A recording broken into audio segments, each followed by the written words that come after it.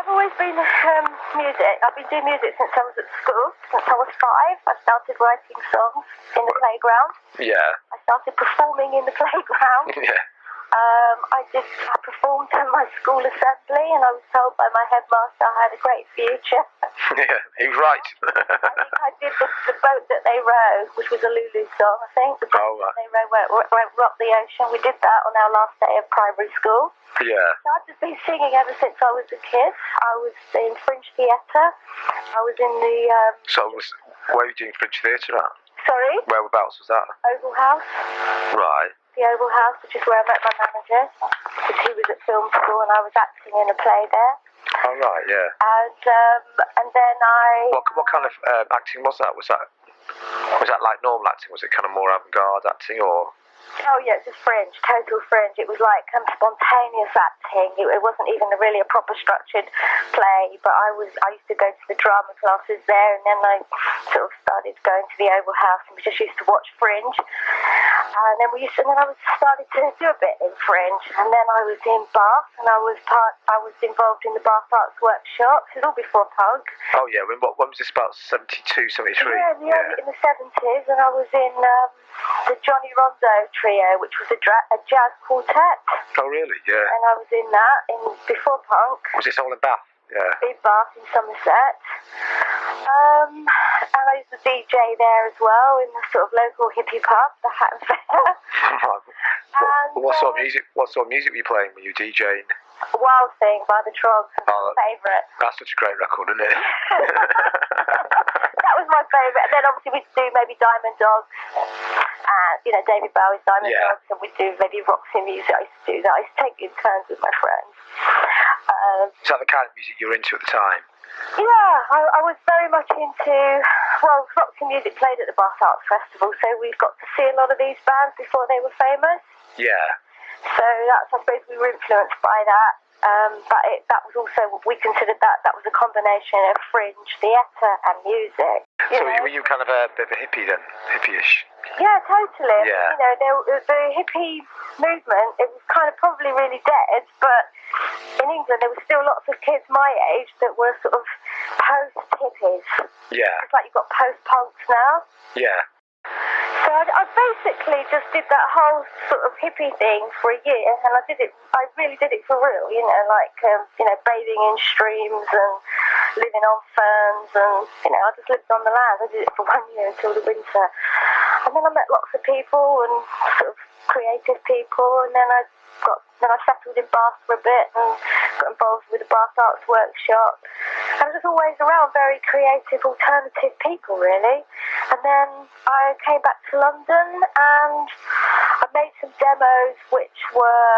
Well, when did you come back to London? Where was that? Sorry? Where was that? When did you come back to London? I think it was about 74 or something, 74, right. 75, something like that.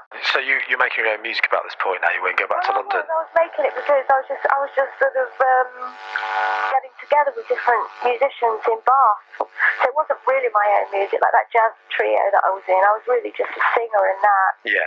But I was still writing songs. So by the time I came back to London, I had some songs already written that I wanted to record. And I just write really quickly and easily anyway.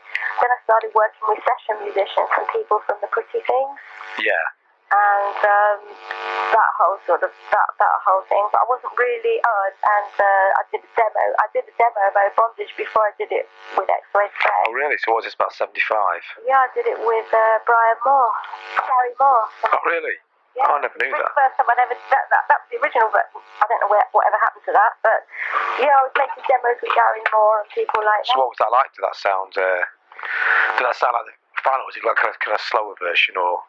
Yeah, it was very slick because Gary's like an amazing guitarist, but it's a bit bluesy. So I didn't think it was the right sound myself. I always felt that the sound was too sophisticated, which is why I worked with the band where I formed X Ray Spex, because I just wanted it to be, because they were all coming from progressive rock and really virtuoso musicians, and I was quite a bit younger than them, and and I was into the 3-minute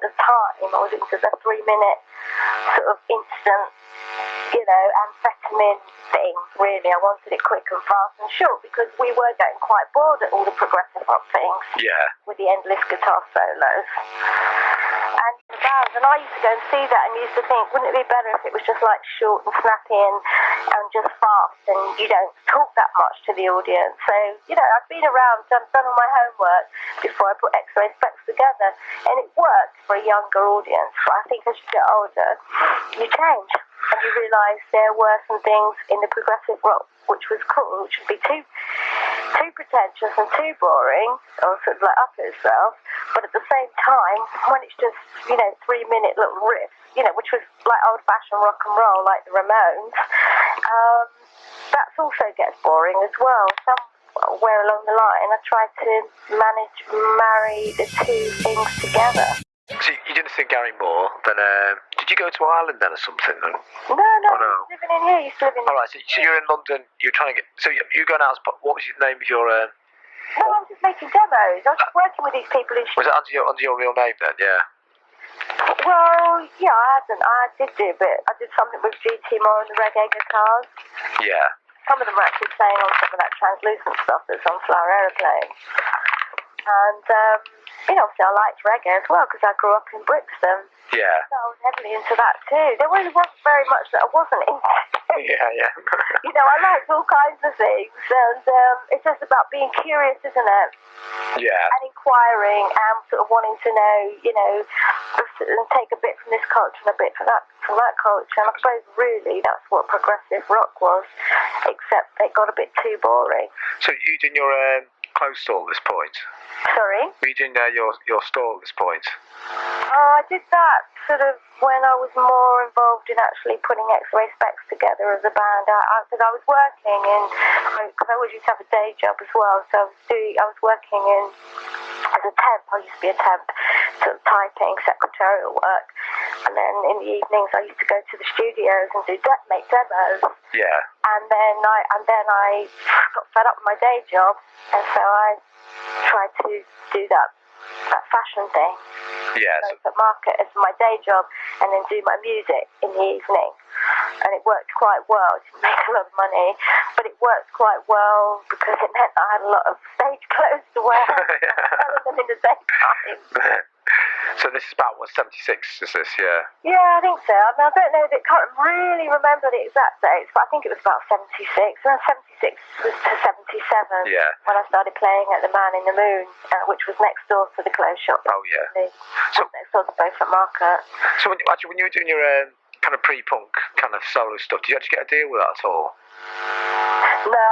No, so you just kind of shop. Yes, I did actually. I did. I had a deal with BTO, which was Billy Ocean's label. Oh, weird, yeah. Did you get... I kept getting, because I'm sort of mixed race, it was mainly the artists that had black labels that liked me.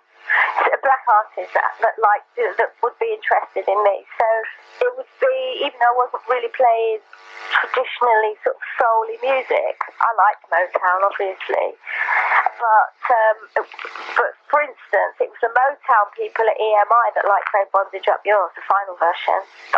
Respects, because I suppose they thought it still had a strong voice, a sort of a little bit of that kind of voice where it went high, although I didn't think it did, and I was trying to be really English on it and speak with a regional accent and sing with a regional accent, so I didn't think it was, but yeah, it was people at Motown that liked it, at the Motown side of EMI that liked it. So we're in 76 now, and you got your clothes stall going, and so are you aware of punk coming along here? In 76? Yeah. Well, I saw the Sex Pistols, but they weren't really punk then. Well, they weren't called punk. I saw them on my birthday on Hastings Pier. They weren't famous. So they weren't a punk band either. They were doing Rolling Stones covers mainly. I think Glenn Matlock was in the band then. He would have been then, yeah. Yeah, and they were doing Rolling Stones covers. So I saw them. I mean, the only difference between them and the people I was working with, say, like, you know, people that I was sort of mixing with in studios, were some people from, say, like the Pretty Things, and they were all friends with, like, the Pink Floyd and Dave Gilmour, and it would be, they'd be with people like Led Zeppelin. Those kind of were the musicians that I was working with. So the difference between the Sex Pistols and the musicians that I was working with in the studios were the age. They were younger. So yes, so you saw the Pistols in Hastings Pier. So that made you want to? Did that make you think you get a band together, or just change direction, or did it have no effect at all, or? It didn't have a huge effect, but it just made me think that I'd rather have a live band, because they were doing it live. Yeah. They were young, they weren't famous or well known, and it just meant that I didn't have to keep working with all these kind of quite well established session musicians that I was working with, where it was all studio. So I liked the idea that you could just go out, and basically they weren't very good, so I just thought, well, you know, maybe it doesn't have to be so polished. It should be a bit rawer. So do you start putting the band together at this point then? I did, yeah. I decided I was already with a label, GTO, but I decided to I just thought I wanted to have a band, and then I met Jon Savage.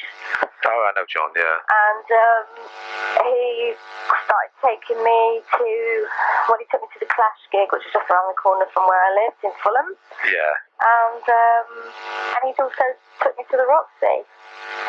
Yeah. With Falcon. So really, he introduced Falcon into that punk world, and me as well, because it certainly wasn't a world that I belonged to. So this is like late 76, I guess, isn't it?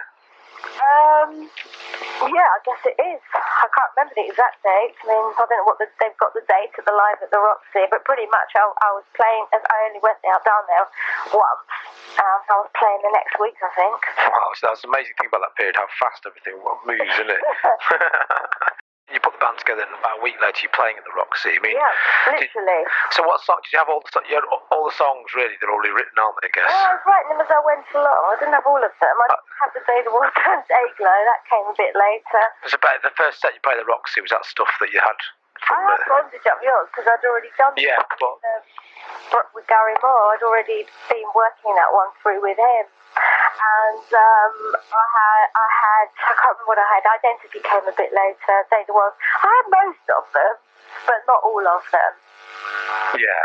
I think I had 1977. So I guess that's when it was. It was 1977 because that's when I did Plastic Bag. So that will be the year. Because I've been so long ago for me, I can't always remember. Yeah, it's 77, yeah. Yeah, so it must have been then because that's when I would have written Plastic Bag. So yeah, it was 77. So that's the date that I put in the song. I'll probably put that in so I'd be able to remember it. Yeah, like a diary.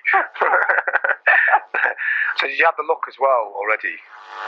Yeah, I got the look pretty quickly. I'm not sure. I mean, were you dressing like that before? Oh, really? No. Well, a little bit. You know, we used to wear anything and do everything, especially when we were in that fringe theatre period. Because, you know, when Bath Arts Workshop, that's where that, you know, really started as far as dressing. Because, you know, we used to shop in flea markets, so you just buy this, a bit of this, a bit of that, and you just mix it together and create a look. And it was all about creating your look and a different look and not having the same look twice. You know, whereas now it's all pretty much, it's done for you, isn't it, team fashion? Yeah. But there wasn't a lot of exciting team fashion then, so we just used to create it. I mean, Bieber's had the most glamorous fashion, but she went out of business pretty quickly. So your look was like very much your own look, though, wasn't it? Well, I remember before I had long hair, very long curly hair, so I always used to look a bit like Mark Bolan when I was a teenager. Yeah. That's what I looked like a little Mark Bolan type character. That's how I naturally looked. But then when I did the punk rock thing, I decided to cut all my hair off. Not because, I don't know why I did that. I thought it would just look better with the whole thing. I think I cut it before I went to the Roxy. I certainly didn't have long hair at the Roxy, so I must have cut it before I did the Roxy. I cut it before I went to the Man in the Moon. I remember exactly. I went to a barber's. I had it cut in a barber's in the King's Road. I remember, yeah. But up until that point, when I was doing all the other music, I had all the long corkscrew hair because that's the way I used to dress, just jeans, long curly hair, and t-shirts. I mean, that's how everybody dressed. You know, that was 70s. Yeah.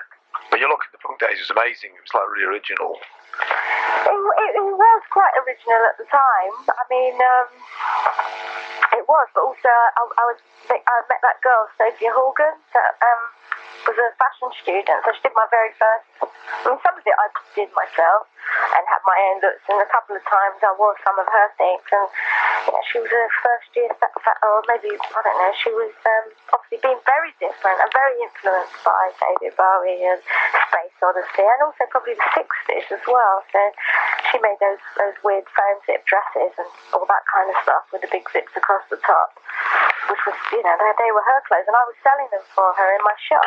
Yeah. So I had them anyway. So you just started wearing them, yeah. Started wearing them, and then she'd just come to the gigs and bring me a new outfit to wear, you know, backstage. Yeah. Literally, we just used to all just put it on and wear it. She's and you know, she used to bring stuff for all of us, not just for me, but for the whole band. She'd just come along back after a gig, come backstage, and then we used to all hang out together.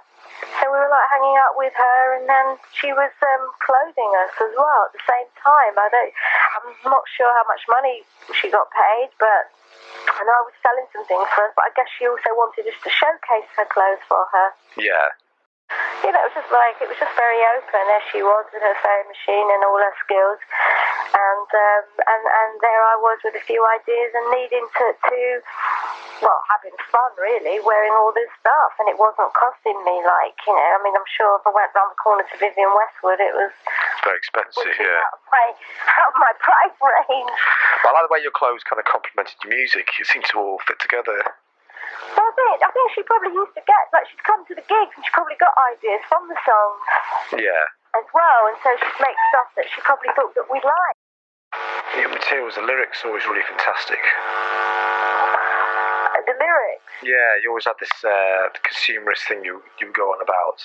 Well, I was into that at the time, specifically because I'd been in those earth fairs. Yeah. And I'd done all the whole totally back to nature thing. And then when I came into London, what was the back to nature thing you were doing? What's that? Well, I was doing back to, you know, I mean, like living on the land, like when I was doing the whole sort of hippie trail thing on the English countryside. Was this in Bath then? Yeah. Before that was like Devon, Somerset. We were living literally on the land, and we were eating ferns and drinking stinging nettle tea, and we were living on the land. Oh, cool, yeah. So we did this for summer. We did that and bathing in streams and just being complete sort of back to nature thing. That's what I call it, back to nature. Trying to live back to nature. So after doing that and then coming back into London, although it wasn't as consumer orientated as it is today, it still was. There were a lot of tacky things, you know, that sort of hit me and stood out, especially in markets and the level of plastic, cheap plastic. Maybe it was all coming in from China, or I don't know where it was, but there was a lot of cheap, tacky plastic consumer goods, and so it just hit me in the face. So I started writing about it. Yeah. And just sort of commenting on it, you know, like nylon curtains and just all the things as well that I'd grown up with in my youth, like Weetabix and Kleenex, which are not really. I remember I got into trouble with that with some of the TV stations, saying that we were advertising. Right. And I wasn't. I was just trying to create a diary of the time. You know, like when it's like if you paint a picture and say you know, why should I be painting? You know, pretending I'm living in another age. Yeah. like trying to be neoclassical when everything around me is modern. Yeah. So like painting a picture with words, so describing the environment, and maybe even being a little bit more futuristic, because I think that's why people think it's ahead of its time. They think it still holds up today, because it's probably more true now, like songs like Artificial and those kind of songs. Bondage Up Yours, which is like your first anthem, that's like got really fantastic lyrics. You want to talk about them a bit? Bondage? Yeah. Well, I mean, a lot of people, that's why I did the diary, because I feel that a lot of people misunderstood Bondage Up Yours. Yeah. They thought it was all about, S&M and sex, and I'm sure a lot of people just thought it was a kinky S&M song. And in a way that is partly my fault, that I wrote it in such a way where I left it open to the imagination, what it could be and what it couldn't be about. But the whole theme of bondage for me, because I come from quite a religious background, it's in the Bible, it's like all the way through. And it's also in the scriptures that I study from India about the bondage, and the whole idea of liberation. The whole idea of being liberated is to become free from the bondage of the material world. At that stage I hadn't really gone into bondage that far, like the real spiritual aspects of bondage, or incarnation on that. I hadn't gone that far.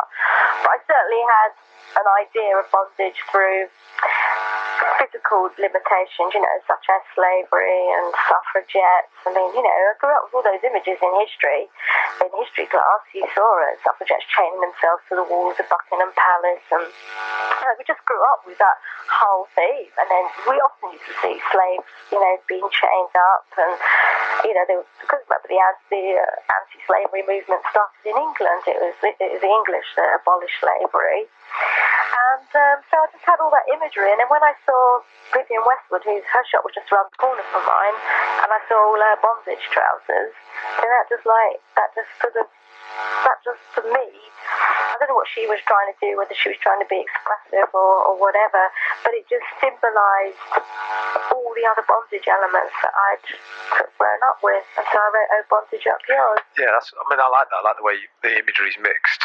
Yeah, and then I did that bit about the consumerism, because I also found that bondage, not, like a chain smoke, chain store, chain gang, or whatever, chain smoke, I consume you all, chain gang, chain mail.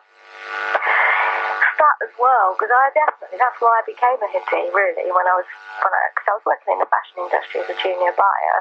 I could have gone on and stayed in that, and I just remember the rush hour, and everybody, I used to sort of stand there with my friends. We'd be at Oxford Circus, and we'd be like having to go down the tube or catch the bus home, and it was like everybody seemed like they was in what I call wage slaves, which is, it's not terrible, but it's like you never ever earn enough money. You always only earn enough just to keep you alive, and then you've got to go back to work the next week. You never really advance that far. Do you know what I mean? Yeah. I'm in bondage like all the time, so it's not much different than serfdom, except that instead of being on the land, the serf on the land's in bondage, you're a serf to big business. You know what I mean? Yeah. So that's how I felt a bit, and to me, consumerism was like keeping that whole thing going, because you have to build factories, and people have got to work in the factories, and it was one way you can say it creates jobs, but on another way you can say, if you become a hippie or a dropout, as they used to call us, which I did, it means that you want to escape the rat race. Yeah. And that was around in songs like Bob Marley, wasn't it? He'd write things like, oh, what a rat race. You want to explain what Dayglo's about, then? Well, Dayglo is the ultimate, isn't it, of, basically it's that whole thing of just fluorescent and tackiness. Yeah. And, just using all the images of artificial man-created things. Remember, because I grew up in a generation where we still had brown paper bags when we went to the local store. Yeah. You buy cheese, it would be sliced on a scale, and it would be in a brown paper bag, and gradually you see this whole thing, and it all, to me, it all started when they started using those fluorescent cards to advertise things, and that's why I called it Dayglo. And then they started making Dayglo socks, and it was great for some things, like not getting knocked over at night, getting run down, and I liked it myself. I used to use it myself, I used to like those pens. I used to buy buy all those Dayglo pens, and you could still get them. I think they were coming in from the USA. But there was this whole thing, and that Dayglo symbolised the shift of sort of from natural materials to really synthetic, and that's why I put, synthetic fibre see-through leaves from the rayon trees, because all the fibres, all the clothes, you're not buying Egyptian cotton anymore, or you know what I mean? You're buying this new, and do you remember Brine Nylon? Oh yeah. Brine Nylon, British nylon, and all byproducts of oil, I think, are they not? So there's this whole new thing that was coming about, and I remember, like in the 60s, I think it was, the late 60s, if you didn't wear a crimpling dress, all these weird kind of things, I had clothes made of that stuff so that's really what Dayglo is about. It was about the shift and naming all those things, There again, it's just another painting of the creeping in of, total, what we call modernisation, real modern synthetics, everything, It was just such a fantastic critique of things at the time, which never dated, and it really fitted that time as well. The way people were thinking and things, I think you captured it really well. Well, I think that's what an artist is supposed to do, and I don't really think I was trying to say much more than rather describe. In other words, I think I was trying to be an artist with words as opposed to, pictures. Because I like art a lot. I wanted to be an artist, and I'm not a great artist technically. I don't have a great hand for fine detail. I'm good at designs and overall things and colours, but I'm not, I could be a fine artist. So writing would be an easier way for me to paint a picture with words than it would be to do it with a paintbrush. Yeah. Because I don't have the skills, really. Maybe if I really worked at it and developed it, but just it was a quicker, easier format of painting for me with words rather than pictures. Yeah, it was effective. So, visual, I think it's just also the way you think, as well. I suppose maybe if you've grown up with, so if you look at old poetry like Wordsworth and the romantic poetry, it's all more about feelings and emotions. Yeah. Whereas if you've grown up with television, and I don't think I grew up with it early on, but I grew up with it maybe we got a TV when I was about 8. So the eye's been trained, you've been trained to see things visually. So, maybe not everybody has. Where I think a lot of the new pop songs are all still about emotions now, but they're not really about painting pictures with words. Yeah. Not a lot. People like Bowie did a little bit. But most of it is about emotions, which is nothing wrong with emotions, but I just wanted to do something that I thought was modern. So in the punk times, what was the actual life like? You toured. Do you actually tour quite a lot? We did an awful lot of live work. I mean, probably a bit too much. We certainly played lots of small venues regularly, maybe even 2 or 3 a week, I think. Yeah. We started out with a residency at the Man in the Moon, which was once a week, and then we'd get asked to play all over the place, and we just used to literally just do it. And then when we weren't signed to EMI International, we weren't signed to EMI UK, we were signed to EMI International. So then we were asked to do a lot abroad. Yeah. Go to Germany and play, mainly TV, Sweden and play. And then Japanese people would come over, which is why I have quite an international following still, because I didn't play in all of those countries, played in several, but mainly on television and those kind of places, except for New York, where we played at CBGB's on the Bowery. Oh, did you get to America then? Yeah. Yeah, we played there, and but it was never filmed or anything, so we don't have a lot of records because if we were all pre-video. Yeah, it's a totally different time, isn't it? Was it a breakdown that you had at the end? I guess it was, yeah. Yeah, and was that brought on by the pressures of being in the band, or? It was after coming back from New York, and we played, I think, twice a night on the Bowery for the CBGBs. 2 weeks. Yeah. Twice a night, it's quite a lot. Yeah. But I didn't find the actual playing stressful. It was afterwards we went to New York with some journalists, and there's big hookah pipes and all kinds of things. I didn't even really know what I'd taken. And You didn't really take drugs, did you? I didn't take drugs until I went to this party and sort of joined in with everybody. Yeah. And that's really when everything went wrong. So had you been fragile before this at all? No. Because you don't seem like a person to me who's ever had a breakdown. Oh. You seem really solid, you know. Thank you. In fact, I always think of you being quite a practical person. I am practical, but because you're about one of the people I know about who talks about mortgages and money. Most people like me don't even understand it. But you think if you had a breakdown, you wouldn't be able to do that. But you'd be surprised. I've been in hospital organising all my finances. On a psychiatric you're bipolar, aren't you? So yeah, I do have bipolar. So it goes. I wasn't diagnosed with bipolar in the beginning. I was only diagnosed in 1991. Yeah. So. You know, it took a long while. I was living with something that I didn't know that I had. Yeah.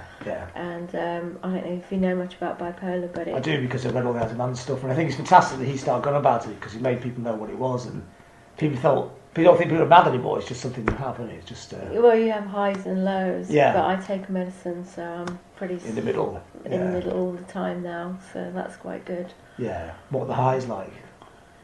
Well, I can see why people don't like taking medicine, because the highs are really great. You're just super creative. And you can be, yeah. You can be up, you know, get up in the middle of the night and write a great song, or you just got so many brilliant ideas, but you feel like you're on top of the world. I've never really taken cocaine, but I would imagine it's something like being on cocaine.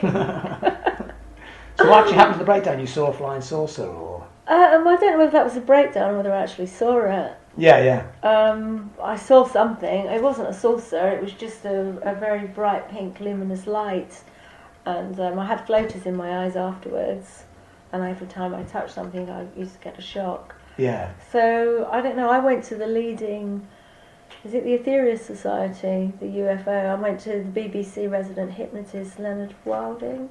Yeah. And his wife was she was a member of the Ethereal Society for the UFOs. And they said that they thought I saw it because I had all the things that heighten sensory perception afterwards, and that's usually what happens after people have seen something. But it can also be something you get when your nerves are completely jangled as well, isn't it?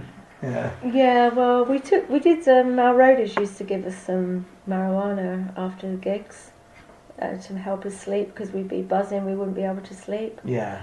So. You know, I might have just been hallucinating on that. But most usually you don't on smoking, do you? Some people get reactions on it, don't they? Yeah. I mean, they did tell me in the hospital that I was never ever to smoke or take drugs again, or smoke dope. Or imagine the 2 years of X Ray Spex is utterly stressful. And yeah. Well, I wasn't that stressed. I was a bit stressed out after going on to Lydon's house. Actually, that started sparking it off a bit. Oh, did it? Yeah, because I remember you mentioned that story, and I always had this impression that you were friends, and I asked you in the last interview. No, he was friends with him. Yeah. But he had an entourage. Yeah. Because he really respects you. Every time I've ever interviewed him, he still brings your name up. Oh, that's really nice. But I'm just saying. Polly Starley, she's one of the only originals in the whole scene. That's really funny. No, I mean, I like Lydon, but no, just around at his house, it was like Jar Wobble and just that whole scene. I think that very negative, and they were a bit. Well, Sid was very negative, but it's not Lydon. It wasn't John. Sid was. I think was he a nice kid who just got fucked up, really? Well, I never knew him. Everybody, my friends really liked him, but he was too crazy. You know, by the time I met him, he was well gone, just out of it. Totally he's out into heroin. That was Sid Nancy period, wasn't it? Yeah. So it was really. You can't say whether he was nice because you couldn't really see who he was. You couldn't see who he was. He was just a really bizarre character. Not really. No, I never spoke to him. So you'd be sat in the room and he'd be sat there and... Well, because he was a strange guy. He'd have a big knife, he'd sit on the floor, like there'd be a whole lot of people and he'd just get in the corner and sit on the floor, and everybody else would be on the sofa and he'd be there like with a knife. So it's a bit strange. You don't really go up and talk to somebody with a great big side knife. Poor old Sid though became 100% for him, but I think it was a put on really for him, wasn't it? Well, it was definitely play acting. He wasn't as smart as Johnny Rotten, so the only thing he could do was be crazier. Well, I think that he was like the court jester. You know, like you've got like a lot of people, and then there's the one that's meant to entertain you, and that was Sid. Yeah. It was like the mascot for entertainment for the rest of them. And he just do stupid And he just things. played up to it. Yeah. He'd stick a cigarette out in his arm and go, don't do that, and he'd do it again. That's what he did, wasn't it? Yeah. I can't remember that. I just remember a bit, but it was definitely a strange time for me. But I had stress as well going on, so it was all a bit blurred. Did you go around there a lot then? A few times, a few times. So what did you just ring up and say, what are you doing tonight? I'll come round and we'll listen. I can't remember. Or you just kind of knock on the door and... I can't remember whether I used to Did they ever come round to yours? No, I never invited them. So yeah, no blame you. So Rotten was like the, going to his flat, Gunter Grove was in it. Yeah. It was like the centre of the scene really, wasn't it? Well, if you were into punk, I suppose you thought that was the centre of your universe. Guns and Roses. yeah. I've seen pictures of it. It's like a really... There's nothing in there apart from cans of lager and a record player. This is after the Pistols, wasn't it? Yeah. It's when he was doing Public Image with Keith Levine, John Robb. If you're in a room and you're the only girl there... And there's all these guys, and he's going, and really she just wants to be under the sheets with Johnny, and he'd just say it really loud, and I'd be really embarrassed. Because Rotten's quite fascinated by you. Well, now you wouldn't believe he's ever like that. Wouldn't you? He's really gentle. Oh, that's nice. Really nice bloke. He's just really sorted his head out. Yeah. Oh, well, that's good. Yeah. So I remember at the time I was just a bit sort of thrown by it all because I was the only girl there. Yeah, because you were young then, were you? About 19. About that, yeah. And I only really used to go around to see John. I never really embarked on a whole lot of people being there, but it was just always lots and lots of people, and then it gets embarrassing because then it's like you're on the stage and people are performing and play acting, and you know. I know that kind of scene. Yeah.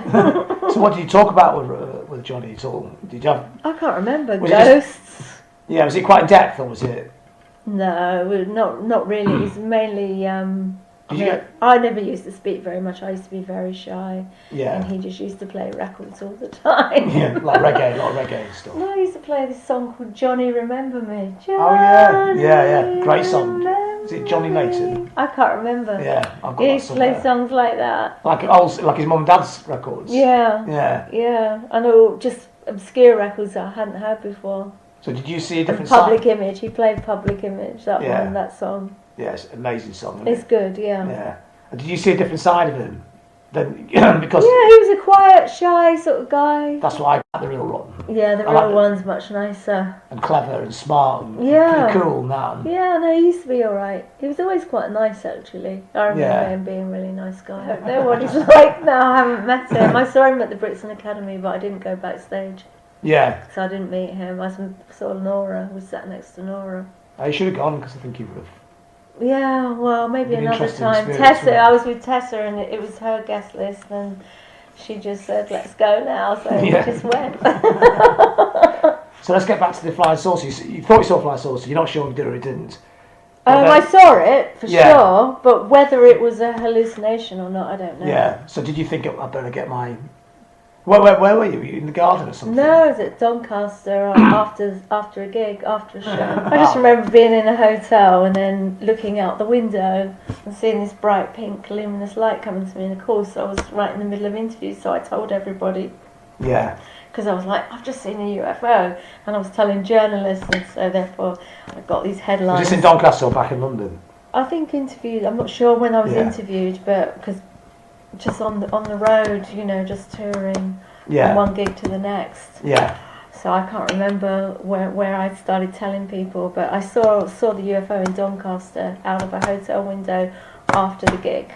Yeah. And I saw it, and some lights went out as well. So I'm sure something. I don't totally disbelieve that you ever saw it, but you know. But it could have been the army. My friend's father was in the army, and she said it could be barrage balloons or whatever you call them. Just testing. Yeah. Could have been anything. Yeah. So did you, was that the last gig? It wasn't with aliens or anything like that. No. It wasn't like a craft either. It was just like a frisbee. Yeah. Except it was just energy, just like a fireball, except it was bright luminous pink. Yeah. But I mean, I can't say I didn't see it because I saw it. You saw something, whether you imagined it or not, it's not part of the question. I don't know. No. Yeah. You thought you saw something. That's what's important. Yeah. So is that the last gig you played the X Ray Spex in, or did you carry on for a bit after that? No, I had to go to hospital, and then we did one gig at the Hammersmith Odeon afterwards. That was quite a long time later, wasn't it? No, it was around about the Christmas. So it's just kind of the same year. So when you went to hospital, was that like a mental hospital? Or? Yeah, I went to the Maudsley. And why did they do that? Because were you? No, my manager told my mother, and she said she's got to go to. So you must be more than just seeing the fine sauce. You must have been. Oh yeah, it was much more than that. But I didn't tell anybody what was really going crying on. And upset and. No, I was just really, really disturbed. No, I was just because largap filled up to my eyeballs. Oh, God, just. Yeah. I've had a lot of friends about that. Yeah.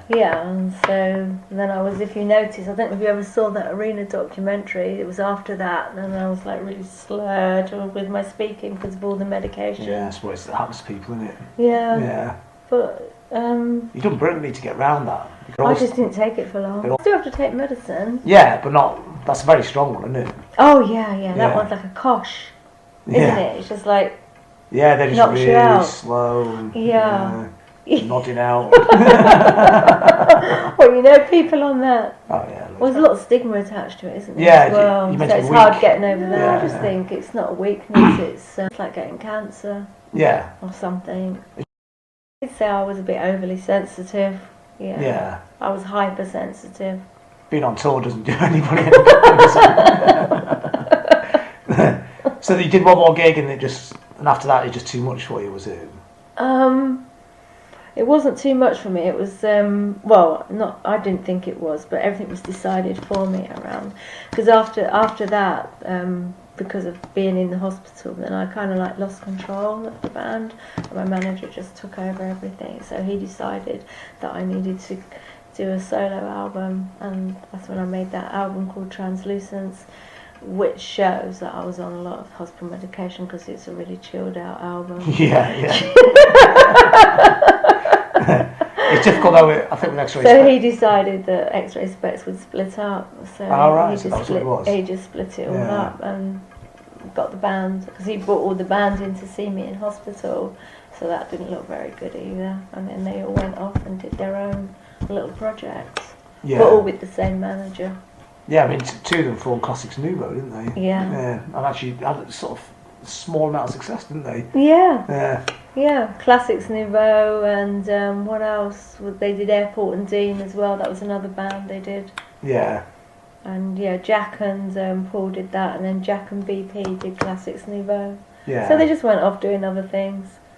And I think Jack did his Open University thing and got a job at BBC. Yeah. So I guess at that point, even the UFO thing hadn't happened. X Ray Spex is difficult to see where you could have gone next anyway, because I don't know whether we could have gone anywhere anyway. Yeah, it's kind of stuck. That's true with the punk thing. When it ended, it did end with a big full stop, didn't it? It did. And the band Survive just went really wishy-washy 80s sounding. So in a way, you were lucky because X Ray Spex is a perfect catalogue, isn't it? Yeah, we still got that 80s track though, Highly Inflammable. That's where we started going. Yeah. Electronic. That's good. It just hasn't gone any further. Yeah. It would have been a disappointing next album, would it? I don't know. I don't really think about it too much. I think the songs would have been great. It's just the sound, the 80s sound doesn't stand the test of time, whereas the X Ray Spex album still sounds really contemporary. It does sound quite contemporary. Yeah. Yeah. I think because people... Well, one is the style of the writing, and then the other is just the sound, isn't it? It's quite a good sound, yeah. It's just a really powerful record, isn't it? Yeah, it is. I mean, I've surprised myself by listening to it again, because I haven't really been listening to it over the last 30 years. Well, I know we listen to our own records today. It's quite sad, isn't it? It'd be like listening to a tape of your voice over and over, wouldn't it? Yeah, but I've had to listen to it, and I realise it's quite a good album. Yeah. So that's something, at least, that was achieved, even though it's in the past for me because of having that breakdown. I don't know whether it's a breakdown, or maybe now they say it was a manic attack or something. I don't know what it was. It was definitely, I was traumatised. So I was very traumatised at the time. So. But by touring and by... No, just by my manager. I was just very traumatised. Oh, really? So yeah, so I was very traumatised. Was he just like pecking your head all the time too much? No, worse than that. See, what happened was I was hanging out with John Lydon. Yeah. And he didn't like that. My manager didn't like it. And he got really worried, and I was a bit stressy because of all of that with Joe Wobble and Don Letts and Sid and everything. So I was a bit sort of... What was Don Letts? A bit disorientated. Oh no, well he was just one of the people that used to go around there. Oh, right, just one of the entourage. And yeah, he's okay. Can be, he's alright. Yeah. It's just that I went round there, I had a shaved head, and he goes, polystyrene joins the Hare Krishnas, and I did. I went, and he's the one that gave me the idea. Was it? Yeah, that's where I got the idea from. Had you been trapped to Eastern stuff before then? Not really. Only after I saw that UFO, I went on a big major search. I read Carl Jung.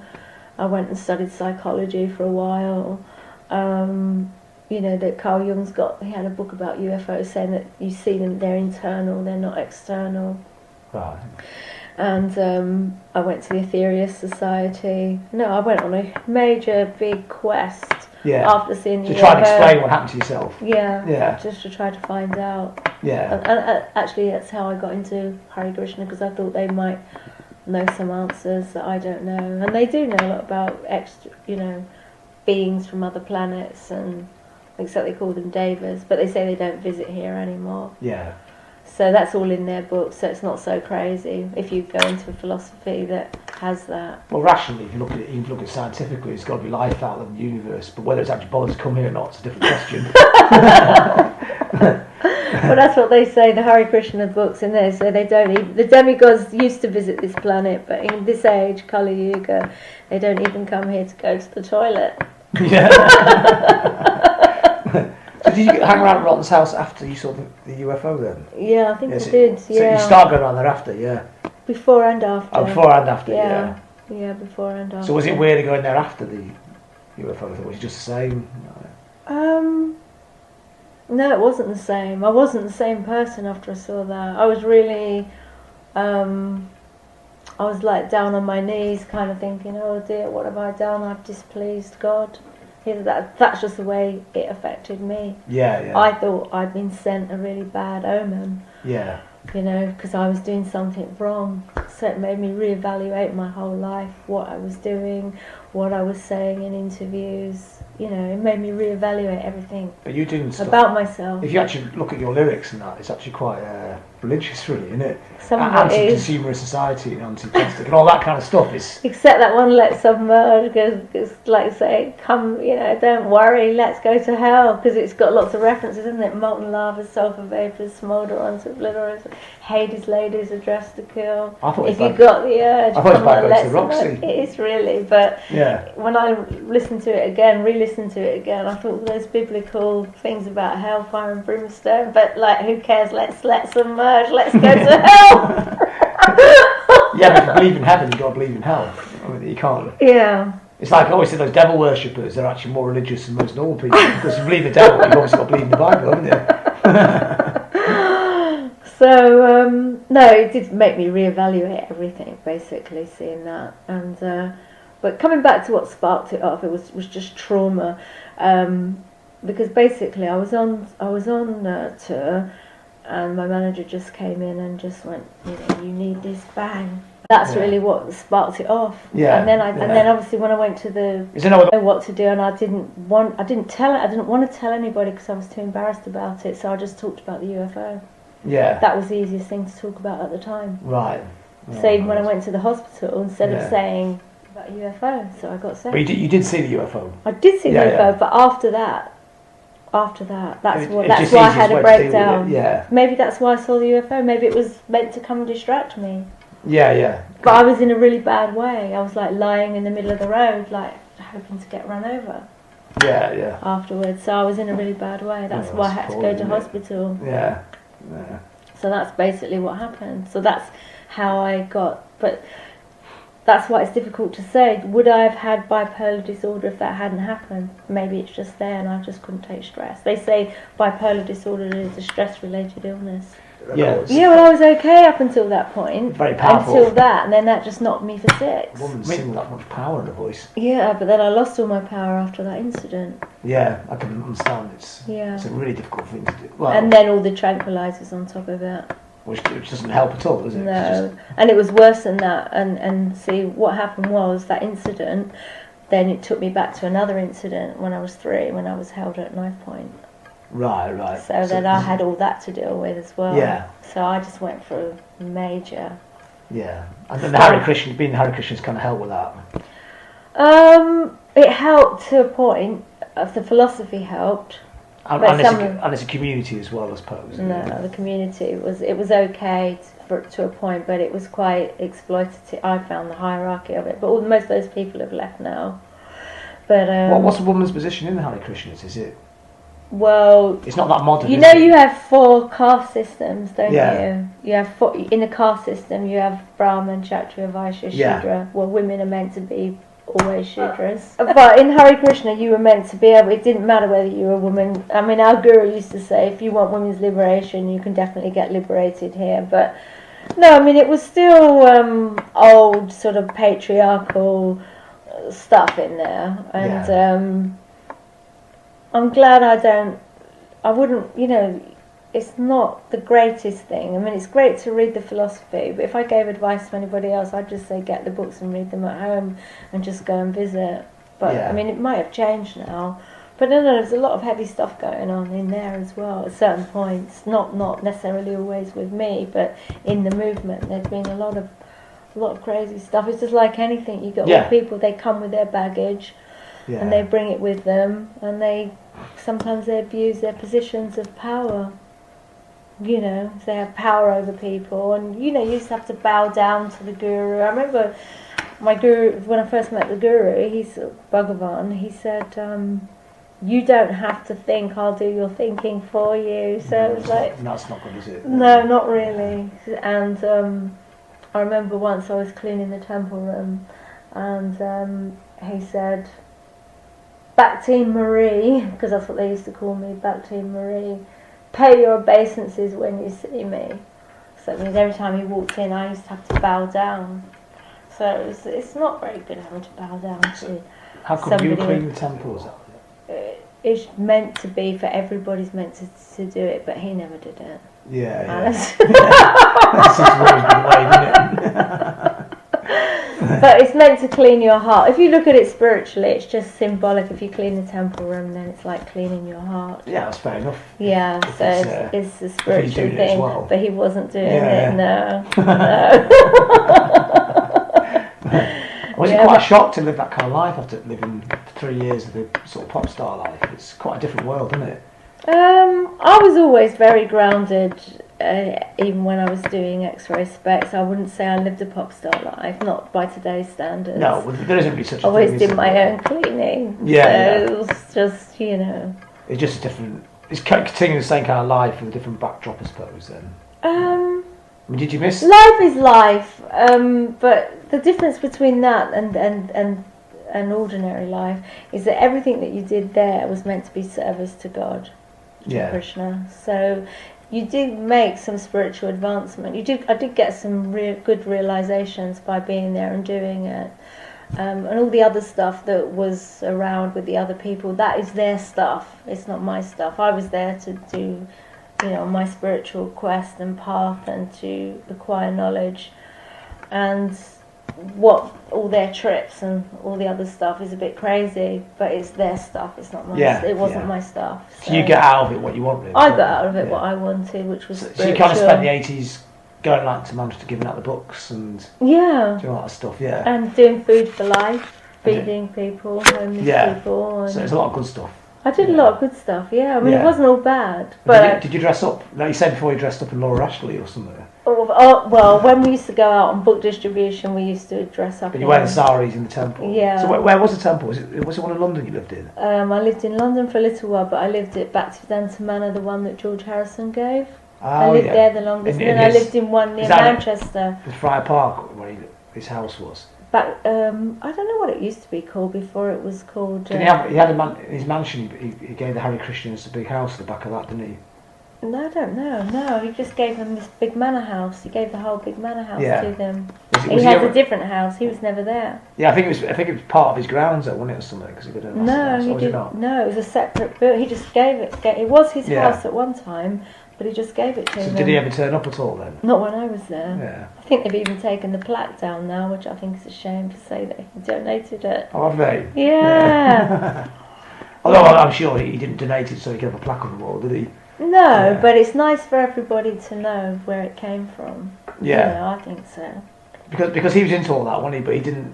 You seemed to completely disappear, but he just seemed to do it as not as a hobby, but he still carried on being George Harrison, didn't he? Well, the original guru wouldn't let him give up being George Harrison. He wanted to shave his head, and I think. Oh, did he? Did he want to go any full I on? think so. Yeah. But the guru said no. Said you do better by using your music to spread Krishna consciousness. That's what he was advised to do. I thought probably right actually, because I think he did. The Beatles thing made it the Krishnas and all that Easter stuff. It did. Famous in the West, didn't it? Exactly. I think everybody goes to yoga classes because the Beatles went to the Maharishi, innit? Probably, in proper culture terms, isn't it? Yeah. So that's why he said to him no. Yeah. Yeah. Whereas when I joined, there was a different guru, but it was a different set of circumstances as well. I didn't have a great big mansion house or He's one of the foremost famous people in the world, wasn't he? Yeah, I just joined and my manager just took everything. Yeah. That's what they do, isn't it? Yeah. If you let them. And I didn't think I needed anything. Stupidly, I thought, I'm spiritual. I've got this. I thought I was going to be there for my life. But when the guru found out that I'd signed everything over to my manager, they asked me to leave because he wanted to get my royalties. Oh, bloody hell. Yeah. So you kind of replacing one kind of dominating kind of outside than others. Yeah, it was like that. Yeah. But anyway, I grew away from it all. I got away from it all. Yeah. So when did you leave the whole thing? Late 80s? Yeah, in the 80s. I can't remember. My daughter was about 5, I think. So did you have your daughter when... So I was there for about 5 years. So you had your daughter when you were in Krishnas then? No, I didn't have her while I was in there. I had her just before. She was 4 months old when I joined the temple. Oh, right. And I was looking for a place where I could, with a philosophy and a lifestyle and other children to play with. And I did the nursery there, and there were grounds for her to play in. So there was reasons like that why I wanted to live in the temple. Yeah. Well, do you think it's a bit weird that Laura Logic did the same thing as well? She joined before me. I don't know why. I don't know why she. I think she had problems with alcohol, and right. that helped her give that up. It helped her become clean. Because it's odd, isn't it? Because you don't often get anybody out of a band joining Hare Krishnas, but two out the same band. I thought it was a bit strange. They used to keep trying to make us be friends artificially. yeah, because you'd fallen out a bit, hadn't you? Well, yeah, we were never really that close. We were in the beginning quite friendly, and then just circumstances and things, events. There's no reason why you have to get on people. And if you're in a band, it totally exaggerates the situation anyway, doesn't it? Yeah. So the little things become big things, don't they? Yeah, and they kept saying to us, united you stand, divided you fall, telling us we had to be these really close friends. Did you actually ever do any music when you were in the Krishnas then? We did do some things, yeah. So you singing? Yeah, I played at Glastonbury with the Hare Krishnas. What year? I can't remember, it's in the 80s. It would have been after 81. My daughter was born in 81. So when you left the Krishnas, what do you do? You just go into like a normal life and... I just lived outside, and I just used to still visit the temple. Yeah. But I was still a mum, so I was just being a mother really for a few years, quite a while, and doing music as well, because I made those records during the 80s. Gods and Goddesses, that EP, and writing and How do you make a living? I wasn't making much of a living. Just dole money in the odd royalties and that? Yeah, my mum. I was living in... My mum had a big house in Brixton. I was just living at her. Yeah. Yeah, with my daughter. So I wasn't making a great deal of money. I've only just started really since 2000, started trying to make money. Yeah. Before I used to think money was just not very important. I just used to think it was it's just an energy. I always thought money was just an energy, but now I suppose I've got more commitments because I've got this house and a mortgage, so it's become more important to me, whereas before that it wasn't. And then having this illness, I'm not expected to work because of it. I'm considered disabled for life, forever, and so I'm not expected to go and find a job, which is handy for writing. People I know spend their whole lives trying to pretend they're on the sick. So you actually get a benefit, a sick benefit then? Yeah, so you actually officially...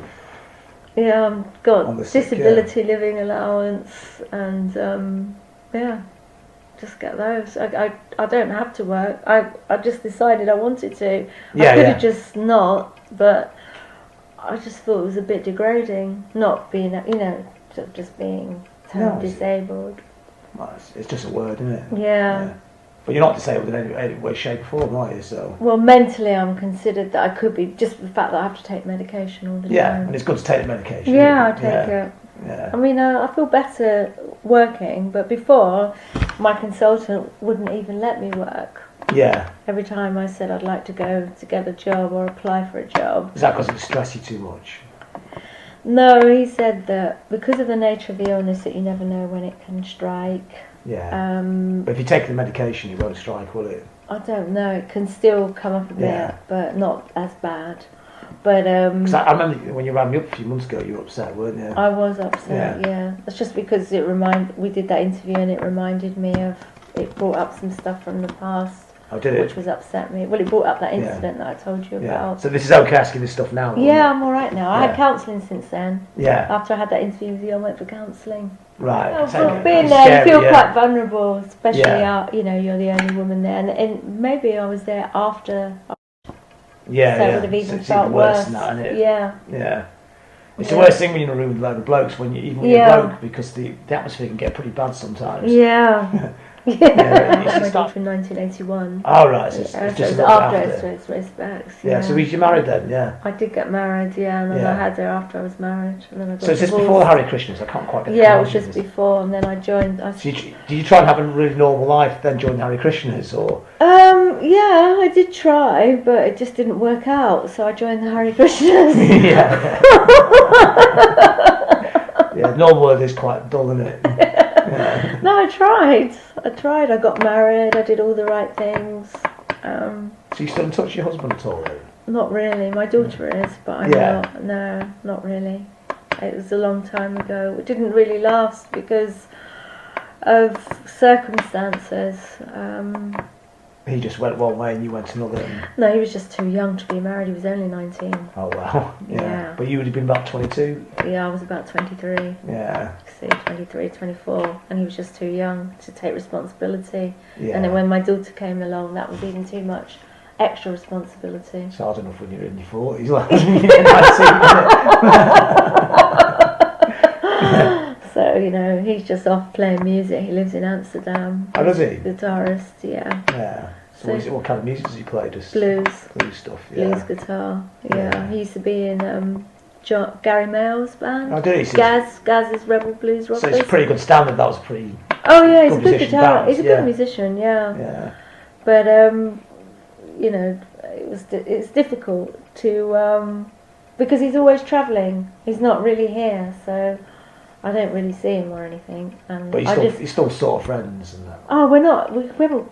There's no really. As far as I'm aware, there's no bad blood or anything. Are you actually still married then? No, I'm divorced. You're divorced, yeah. They made me get a divorce in the Hare Krishna movement. Oh, did they? Yeah. Yeah. So they pretty well dominated your life for quite a bit of time. Yeah. So are you still a Hare Krishna now then? I'm not in any organisation. I'm just sort of, I do chant a little mantra every day. Yeah, so you pick all the best bits out. Yeah, basically. Yeah. And I just, I don't eat meat. I don't really drink or take drugs. All the things that you're not supposed to do, I pretty much follow. Yeah, that's pretty good thing to learn, isn't it? I think it's amazing in India that 40% of the people are vegetarian. I love that. Well, where I was, I kept asking the girls and they kept saying only the Brahmins are vegetarian. They were, but it's quite a lot of other people, isn't it? Maybe there are some other people that are vegetarian. They have whole vegetarian towns. holy towns where there's no meat in the whole town. Yeah, that's true. Thinking this is heaven, this, isn't it? They say that on the heavenly planets they don't eat meat. Definitely not. Yeah, no. I can believe that. Yeah. On every single level you could think of, it's such a great idea. Yeah. So so that's right. I'm divorced and I've just been sort of on my own for a long time, but I've been able to cope. So that's just the way it is. You seem more than coping though. You seem quite happy, don't you? I'm quite happy. Yeah, I'm a lot happy since I moved out of London. I wasn't so happy. Were you from Hastings originally? My mother's from Hastings. Right, because I can never quite get this Hastings connection. No, my mum's from here. It's my mum's hometown. Yeah. Yeah, it's not my hometown. I was born in Bromley in Kent. But where's your mum? She lives here as well now, doesn't she? Yeah, she just lives over the road. Yeah. Yeah, so I'm very close by to her. Yeah. So how old is she now? 80. 80, yeah. No, I'm okay. I'm quite happy here. I like it, and I'm quite happy that I'm doing the music again. Yeah, I think that's a really brilliant mood to do the band again. I mean, what's it like revisiting the old songs? I remember you saying it's quite hard to sing them at first. Well, it's hard singing them because it is quite powerful singing, but it's quite exciting. Yeah. It's quite uplifting, really, because it's quite up music, isn't it? Yeah. It's quite exhilarating, so it makes you feel good. It's feel-good music. It's fantastic music. I quite liked it. When I got into it in India, there was no distractions. Yeah. It's like being in boot camp. Yeah. Solitary confinement. So which song do you like the best from when you revisited them? Well, I was listening to the second album as well, but the first album, I'm just think which one did I like the best. I quite liked Highly Inflammable, but I changed the words. And I liked I Live Off You, but I changed some of the words on that as well. Right. Because I thought it was a bit too much. Too much. On I Live Off You, where it says, I like the song, the way the song goes. And the way it goes, I live off you, you live off me, and the whole world lives off everybody. Cat eats a rat while the pimp beats a whore, and she just screams out for more and more. So I changed that. She just screams out, no more, no more. Oh right, that's quite a good change actually. Yeah, I changed that because I thought it was too much, and then I changed, and then I put seems we've got to be. It's not saying we've got to being too fatalistic. I just put seems we've got to be exploited. He said she's got to be exploited by somebody. Yeah. So I just sort of changed that. It must be weird to go back and sing song words you wrote when you were 18, and sometimes it can be quite naive. Yeah. Although it's got to be said, the lyrics are pretty spot on, aren't they? Really. Mm. For an 19 year old, those words. 19. Pretty wise words, aren't they? Yeah. Yeah. But sometimes 40 years later, things need changing, don't they? Yeah, and that Highly Inflammable, I thought it was really twee when it says. I was Tinkerbell, you were Peter Pan, so I thought, I'm not Tinkerbell, and you're no Peter Pan. So you've actually made it more punk rock years later. Yeah. So was that line left over from your fern-eating days running around? I don't know where I got that one from. That was after my UFO and Highly Inflammable, I think. Yeah. No, actually, I wrote it before that. I did write it then. I don't know why I put that in it. Probably just because I don't know. Why I'm young. I was young. I was kind of probably thinking, just about my childhood. It's probably just something in the subconscious. Who knows why I didn't? I wrote that, but I thought it sounded a bit twee, so I thought I'm no Tinkerbell. So the songs you had on the first album, had you written them years before the words, or did it just come 76, 77, the whole lot? No, some of them I'd written before I'd recorded them. And then they just later on... Because Bondage is an older song because you'd already recorded it. Yeah, that was one of our first songs. Yeah, very first song. That's on that compilation album, isn't it? Is it? I'm sure I've heard the version. I did a version of that before X Ray Spex. I've heard that, and it's quite weird, isn't it? You haven't heard it. Have you? Well, Gary Mail. I'm sure... Gary Mail. Gary Moore. I'm sure I've heard another version where it's actually slower and... Yeah, and... It's Gary Moore from Thin Lizzy. Right, that's bizarre. I didn't think it worked. Yeah. So that's why I put X Ray Spex together. It's funny because it really works. There's no reason why it should work with a punk rock kind of style, what you were doing, because would have worked as bubblegum pop, but somehow it just works as punk rock, doesn't it? It does. Yeah. Well, it's just the energy of it. I mean, you're such an unlikely person to end up being a punk rock icon. Yes. Yeah. Somebody being a hippie for years. But it just sort of works, doesn't it? It's really weird, yeah. Yeah, it's funny. You were doing stuff with all these great session musicians, and it didn't work. And then No, it punk didn't games work. on, and you can just get a rag bag band, and it all fits together, doesn't it? Yeah, definitely. Yeah, that's the way it happens. I think that year, it just seemed like everybody had an idea. It just worked for them, didn't it? Yeah. Yeah. It's just the timing, I think, and the energy that was around at that time. Yeah, it was positive, and it was get up and go, wasn't it? Yeah. Yeah. It's amazing. I mean, I wouldn't have thought it would have lasted this long, but when I listened to it, I think, well, it has got something, so maybe that's why the record still sells 30 years Just really later. touched people's lives, didn't it? Yeah.